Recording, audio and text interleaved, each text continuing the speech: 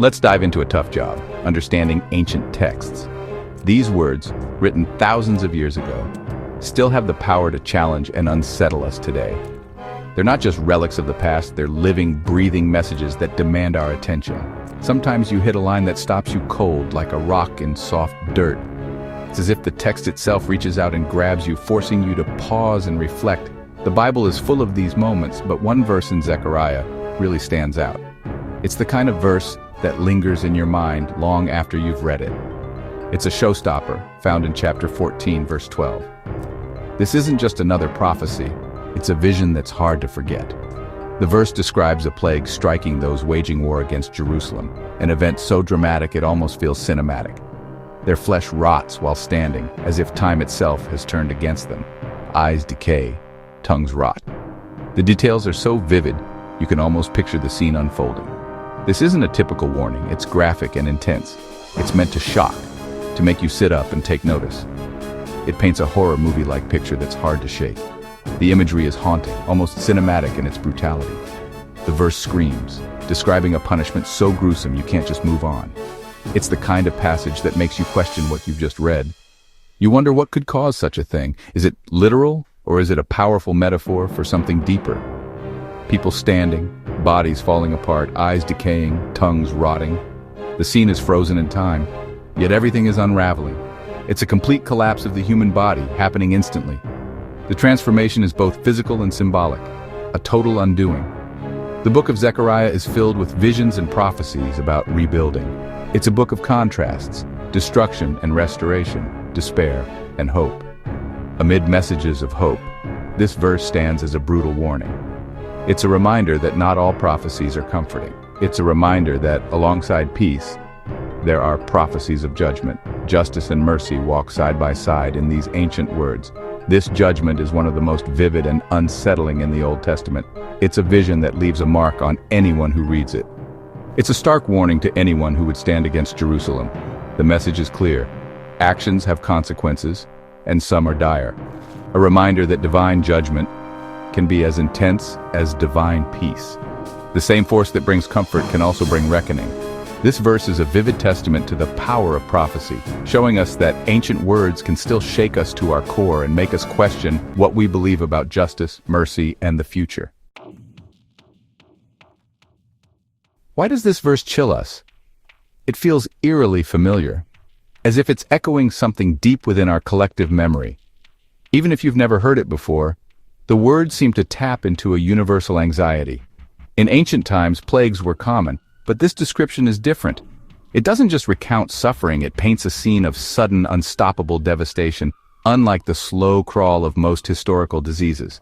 It's not about slow sickness. It's sudden and catastrophic. The horror comes all at once, leaving no time to react or escape. Flesh rotting while standing suggests an overwhelming force, something so powerful it destroys instantly, leaving people frozen in their final moments. It's not a disease as they knew it, it's something else entirely. Ancient healers and scholars would have been baffled, unable to explain or treat such a phenomenon. The imagery is terrifying, our bodies, our homes, betraying us. Everything familiar becomes hostile, as if the world itself has turned against us. The idea of losing control so completely is a primal fear. It's the terror of being powerless, unable to fight or flee, just waiting for the inevitable. Eyes rotting means darkness, tongues rotting means silence. It's the loss of sight, the loss of voice, being cut off from the world and from each other. You're trapped in a decaying shell, conscious but helpless. The mind remains, but the body fails and there's no way out. It's a nightmare scenario, tapping into fears of helplessness and decay. It's the stuff of our darkest dreams, where everything safe falls apart. This leads to the big question. What could cause this? Is it something natural or something beyond our understanding? For centuries it was seen as a divine act, a miracle of destruction. People believed only the gods could unleash such horror. But in the last century our perspective shifted. Science and technology changed the way we interpret ancient warnings. We've invented new ways to destroy, things ancient people couldn't imagine. Our own creations now rival the power once attributed to the divine. Now the verse sounds like a nuclear explosion's effects. The parallels are chilling, almost prophetic. The intense heat and radiation eerily match Zechariah's description. It's as if the ancient words predicted a future disaster we created ourselves. Did an ancient prophet foresee the atomic age? It's unsettling, and it makes us wonder what other warnings from the past we might be missing. Imagine living 2,000 years ago in a world untouched by modern science or technology. There are no microscopes, no understanding of germs, and no hospitals as we know them today. Your daily reality is shaped by dirt, animals, swords, and spears. Life is raw and unpredictable, and survival depends on strength, luck, and the will of the gods.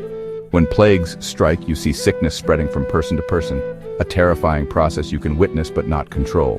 The plagues of Egypt are seen as divine punishment, but they're familiar. Frogs, boils, locusts, disasters you can recognize, even if you can't explain them. Zechariah's prophecy, though, describes something entirely otherworldly, unlike anything you've ever heard. Flesh falling off while people are still standing. This is beyond any known disease, beyond the worst nightmares of the ancient world. It's not just a sickness, it's pure divine power unleashed, a sign of God's ultimate authority over life and death. This isn't a natural illness, it's a divine sentence, instant and absolute, leaving no room for doubt or escape. It's a miracle of destruction, a supernatural force that shows enemies their true opponent is God himself. The graphic punishment isn't just for vengeance, it serves a purpose, deterrence, a warning to all who would threaten. It's a clear message: don't attack God's chosen city or face consequences beyond human comprehension. The horror is intentional, meant to demonstrate overwhelming, unstoppable power that no army can resist. The rotting eyes and tongue are symbols of total defeat, a fate worse than death for any enemy. For the original audience, this wasn't a scientific puzzle to solve or a medical mystery to diagnose. It was a powerful statement of faith and fear, reinforcing the belief in God's protection and the danger of defiance. This was a story of divine justice, swift, absolute, and impossible to ignore. For enemies, it was a terrifying tale of destruction. For Jerusalem, a comforting promise of protection and hope. Let's dig deeper into Zechariah's world. He was a prophet during a time of rebuilding. The people of Judah were returning from exile, rebuilding Jerusalem. They felt vulnerable, surrounded by enemies.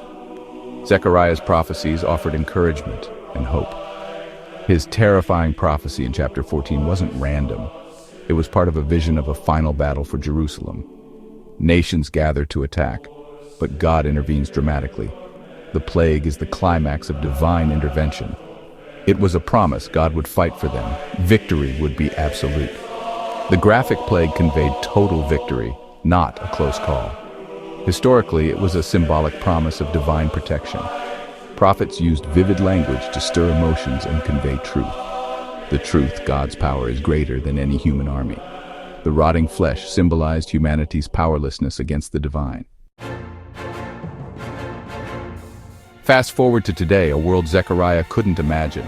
We have cars, planes, the internet, and nuclear weapons. The atomic bomb changed everything, matching Zechariah's description. Flesh rotting while standing sounds like nuclear blast effects. The intense heat and radiation cause catastrophic damage. Eyes rotting in sockets, tongues rotting in mouths, eerily similar. This parallel hasn't been lost on modern readers. The verse became a smoking gun for biblical prophecy enthusiasts. It seemed a direct prediction of nuclear warfare. During the Cold War, it gained traction as a literal prophecy. People sought answers in a terrifying new reality. Zechariah's words spoke to their deepest fears. The verse became a roadmap to the end times for some. It suggested a final battle involving nuclear weapons. This view turned the prophet into an ancient Nostradamus. It's a powerful idea, making the verse famous and debated. It connects ancient scrolls to modern anxieties. What do scholars say about this? It's a friendly debate. Most mainstream scholars are cautious about the nuclear interpretation. They focus on the text's original historical and literary context. For the ancient audience, it was symbolic language, apocalyptic hyperbole. Extreme imagery was common in prophetic literature. It conveyed the scale and terror of divine judgment. Reading nuclear weapons into the text is seen as eisegesis. However, some scholars are open to the nuclear interpretation. They see parallels as evidence of divine inspiration. Two main camps: symbolic language versus literal prophecy. Some suggest the prophet saw a vision he didn't fully understand. In the end, it's about how you approach the text. It's a classic case of faith meeting history. The debate keeps the verse interesting. It's a mirror reflecting beliefs about God, the Bible, and the future. Where does this verse fit in end times prophecy? Zechariah is key in discussions about the last days. The events in chapter 14 are seen as a blueprint for history's end. It's not just an ancient battle, it's a prophecy about the final battle. Zechariah lays out a sequence. Nations attack, God intervenes. The divine victory includes the plague from verse 12. This narrative is a cornerstone of eschatology, the study of end times. The re-establishment of Israel and Middle East conflicts are seen as a stage setting. The verse becomes part of a future news cycle. It raises modern geopolitics to a cosmic level. The verse carries weight as a crucial piece of a larger puzzle. It's a tool of final judgment in the last great conflict. For believers, it's a reminder of a divine conclusion. For skeptics, it's a fascinating example of ancient texts fitting modern fears. Its place in the end times narrative ensures ongoing discussion. It's amazing how an idea travels through time. Zechariah 14 verse 12 has found new life on screens. It's discussed in churches, seminaries, and all over the internet. It's a piece of pop culture shared for its shock value. For centuries, it was the domain of scholars. The atomic age made it famous, and the internet made it viral. The verse has taken on a life of its own. It's a meme, a powerful idea spreading through digital culture. The internet amplifies its sensational aspects. The nuclear bomb theory makes for a great story. It has elements of a blockbuster thriller. Nuanced scholarly discussions often get lost in the noise. The internet prefers a good, scary story, and this verse delivers. This journey shows our quest to make sense of the world. The medium has changed, but human curiosity remains. What's the takeaway from all this? We have a verse, thousands of years old, describing a horrific plague. For the original audience, it was a symbolic promise of God's protection. It was a message of hope, not a scientific statement. Then, history introduced the nuclear bomb, changing interpretations. The verse became a literal prediction for some, a piece of divine foresight. It placed the verse in modern conversations about end times. Scholars remain divided, urging caution or embracing literal fulfillment. The ambiguity gives the verse lasting power. It reflects beliefs about God, the Bible, and humanity's future. It can symbolize divine justice, predict war, or be a historical artifact. The verse touches on fundamental human questions and fears. We're afraid of destruction, curious about the future. This verse connects the past to our future. As long as we have fears and wonder about the future, we'll return to these words.